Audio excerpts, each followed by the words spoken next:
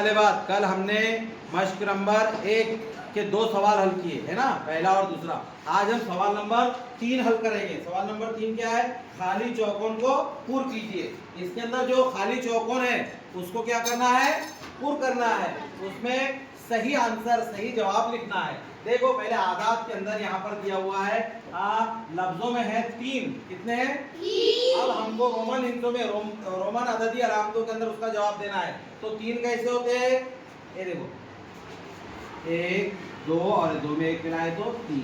इस तरह से 3, ये हो गया उसका आंसर। समझ में आया? आप यहाँ पर ये कितने दिए हैं? तुमने हमने कल सीखे, मैंने आपको बताया हूँ कितने हैं ये? 8 है। तो यहाँ पर 8 को काय में लिखेंगे? लफ्जों में लिखेंगे। 8 अलिफ मत टे ज़बर 8। अब ये कितने हैं? 6 को रोमन अददी अलामतों में लिखना है। कैसे होते हैं 6? ये 5 और 1 6। कल हमने पढ़े थे, आज भी आपको बता रहा हूँ 6। अब ये कितने हैं? 12। कितने हैं? 10 और 2 12 है। अब यहाँ लिखेंगे 12। यहाँ पे उर्दू में